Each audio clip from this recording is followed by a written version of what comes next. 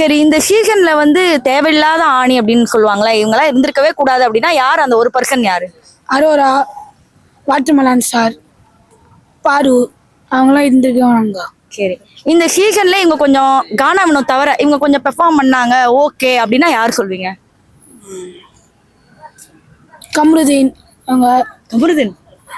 So இது வரைக்கும் நிறைய எவிக்ஷன் நடந்திருக்கு. இந்த எவிக்ஷன் வந்து ரொம்ப அன்ஃபேரா இருக்கு, இவங்க போனதே வந்து என்னால ஏத்துக்க முடியல அப்படின்னா யார் சொல்வீங்க? ஃபர்ஸ்ட் எடுத்தோடனே பிரவீன் போனது, அந்த நாட் பிரவீன் ராஜ், பிரவீன் போனது ஒரு அன்ஃபேர்டு எவிக்ஷன் தான். அதுக்கப்புறமேலு வந்து ஆதிரை அந்த ஃபர்ஸ்ட் டைம்ல போனப்போ ஒரு அன்ஃபேர்டு எவிக்ஷனாக தான் ஃபீல் பண்ணா. ரெண்டாவது தடவை அவங்க ரெண்டாவது ஆப்பர்ச்சுனிட்டியை சரியாக பயன்படுத்திக்கல அப்படிங்கிறதுல மாற்றுக்கிறது கிடையாது. அதுக்கப்புறமேலு வியனா போனது, வியனா இன்னும் ஒரு 10 days இருந்திருக்கலாம் அப்படின்னு சொல்லி தோணுச்சு.